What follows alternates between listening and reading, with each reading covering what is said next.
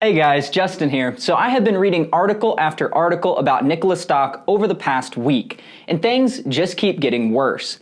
Now, it all started with the Hindenburg report that came out just 2 weeks ago, but since that report came out, there has been a ton of negative news.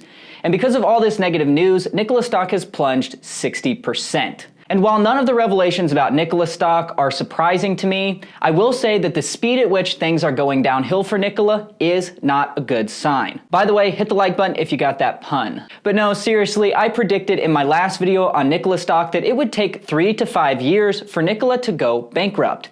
But now Nikola looks like they are at a tipping point. And if they don't stop the bleeding somehow, then I think we could see Nikola either get delisted or go bankrupt as early as next year. In fact, if we compare the latest price targets for Nikola Stock with the price targets from 2 weeks ago, it is not pretty.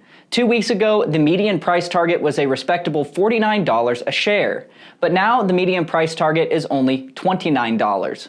And what's worse, the new low price target is now down to $15 a share, which 2 weeks ago, the low price target was $45 a share. So basically, analysts have cut their price targets for Nikola by over 50% in just the past 2 weeks. Also, the analysts over at JP Morgan, who have been historically bullish on Nikola Stock, recently lowered their price target as well. So let's go over a quick timeline of events for those of you who don't know what has happened. First, the GM partnership was announced on September 8th, leading Nikola Stock to jump 40% in one day.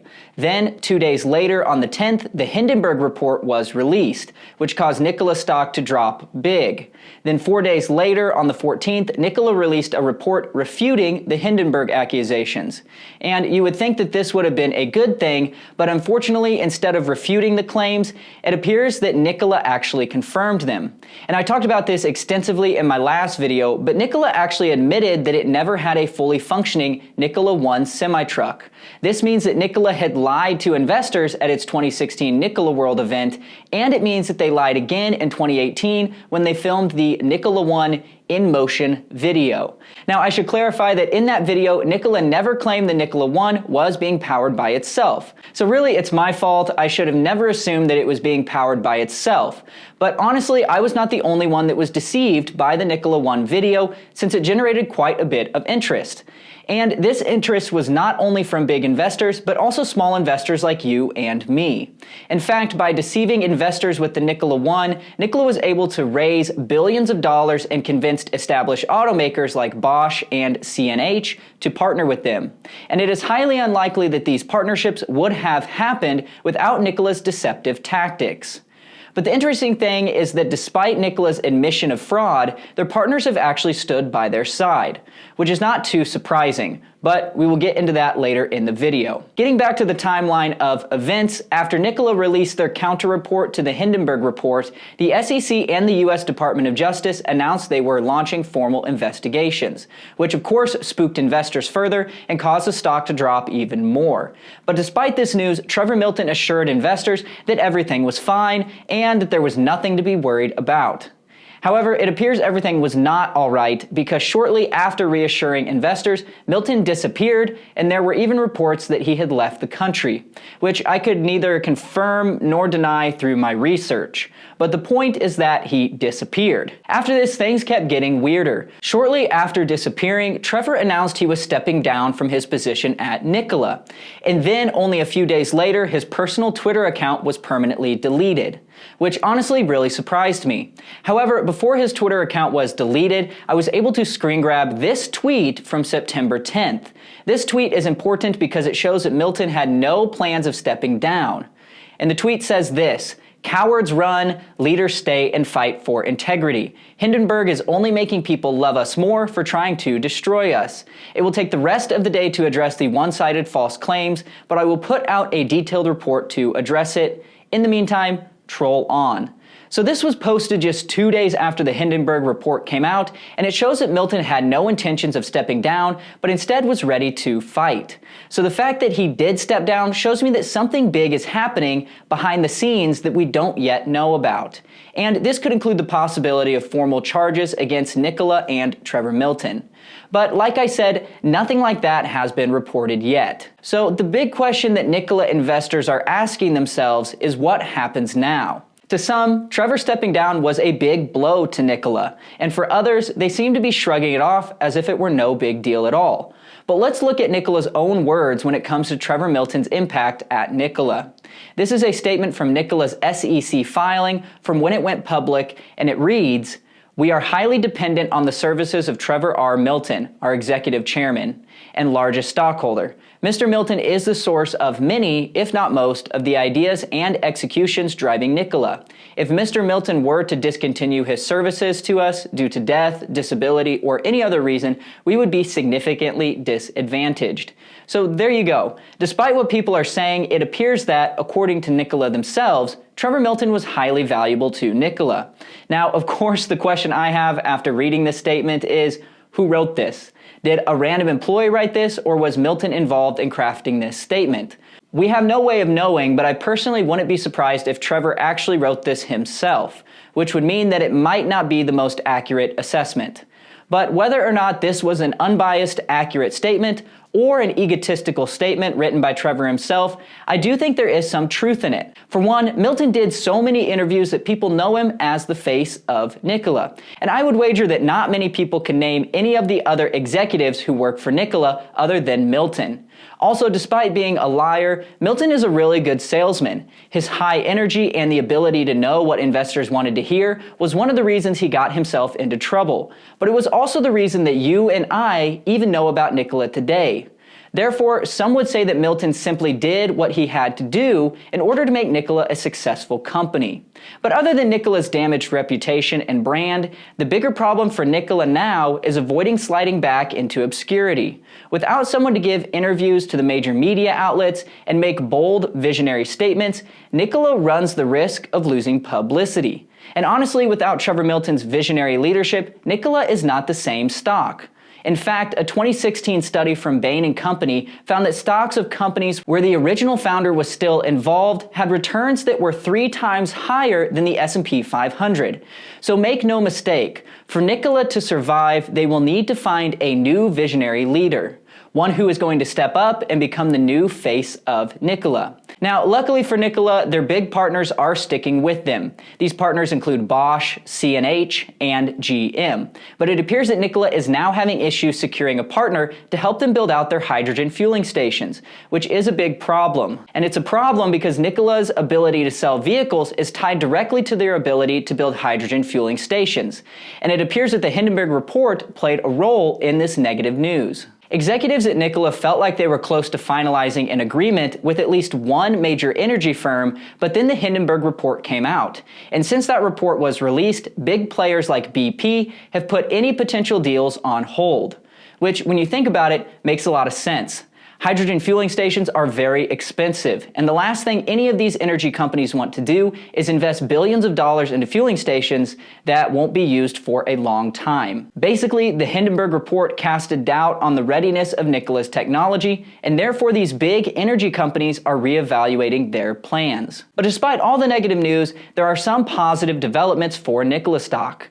For one, CNH has announced they are working on prototypes of the Nikola tray, and they plan to start testing them later this year. And if all goes well, CNH will plan on manufacturing the trucks by the end of 2021. Also, with the help of Bosch, the Nikola 2 prototypes have been successfully built, and they appear to actually be fully functioning this time. And just to clarify, when I say the words fully functioning, I mean they actually propel themselves, which is a big improvement over the Nikola 1's capabilities. But unfortunately, even this good news comes with some bad news. Through my extensive research, I have failed to find any significant technology that Nikola is providing to make their trucks run. Nikola is getting a ton of critical components for the powertrain from Bosch, and without them, they wouldn't have been able to make a working prototype. Also, GM is engineering and building the Badger pickup truck completely on their own, and will be using their own battery and fuel cell tech. On top of that, Nikola will also have to pay GM $700 million to help cover manufacturing costs. And the trucks will be built at one of GM's factories, not a Nikola factory, which Nikola doesn't really have any factories, so I guess I didn't really need to mention that. Also, just last week, Nikola announced they would be relying on battery maker Romeo to make battery packs for their Nikola Tre semi-truck. So at the end of the day, it is a good thing that Nikola has working prototypes, but it is unclear what technology, if any, Nikola brings to the table. And honestly, based on the deals Nikola has made, it appears they have zero proprietary technology, which is not a good sign as an investor looking at Nikola stock. All of this reinforces my earlier point about how vital Trevor Milton was to Nikola. In my opinion, the most valuable thing that Nikola brought to the table was branding. And this brand recognition was all due to Trevor Milton's marketing efforts. To put into perspective how valuable branding can be, GM spends $3 billion a year on advertising just in the US alone. Nikola, on the other hand, has been able to build a valuable brand without spending much money thanks to Milton's efforts. So it is entirely possible that Nikola's partners don't care that they are doing most of the heavy lifting, since Nikola's brand is the most valuable part. But now that Milton is gone and Nikola's brand has been tarnished, it really makes me question what value Nikola provides to investors. They have no proprietary technology, their visionary leader is gone, and they can't find a partner to help them build their hydrogen fueling stations. On top of that, they are in the midst of an SEC investigation, which most likely will result in charges being filed. So for me, it is hard to find a compelling investment thesis for Nikola stock right now. But hey, what do I know? I am just a random YouTuber who has been warning people against Nikola stock from day one. Instead of listening to me, you should be listening to the brilliant analysts over at JP Morgan. Despite all of the negative news, this article from September 21st shows that JP Morgan analysts are still recommending that you buy Nikola stock right now. Which seems crazy to me that they would recommend a stock like Nikola, but hey, maybe there's something that they know that we do not. So let's see what their reasoning is. They say in this article that we believe Nikola's stock price may not fully account for successful execution of the multi-year growth strategy, which could yield earnings of $1.6 billion by 2027. Guys, this right here is why you should completely ignore these JP Morgan analysts. Anyone can tell you that Nikola's future success depends on their ability to execute. It's common sense. The problem with Nikola stock, and it has been the problem since the beginning, is that they have shown no ability to execute up to this point. So to say all they need to do is execute is like me handing a 5-foot guy a basketball and telling him all he has to do is dunk it. Could he do it? Sure. But is it likely to happen? No. And honestly, it seems like Nikola has no ability to execute without a reputable partner to help them out. So the fact that these analysts are still recommending Nikola stock shows that they think you're an idiot. And the fact that they have to look all the way out to 2027 to justify buying Nikola stock right now is insane. I personally can't think of why anyone would take that risk when there are literally hundreds of other profitable stocks out there you could buy right now. In my opinion, it seems deceptive and reckless that analysts would make statements like this. But this is not new behavior from the analysts at JP Morgan, and it shows the dangers of blindly listening to analysts without doing your own research. 2 different times in the past 2 months, these same analysts have released articles recommending Nikola stock.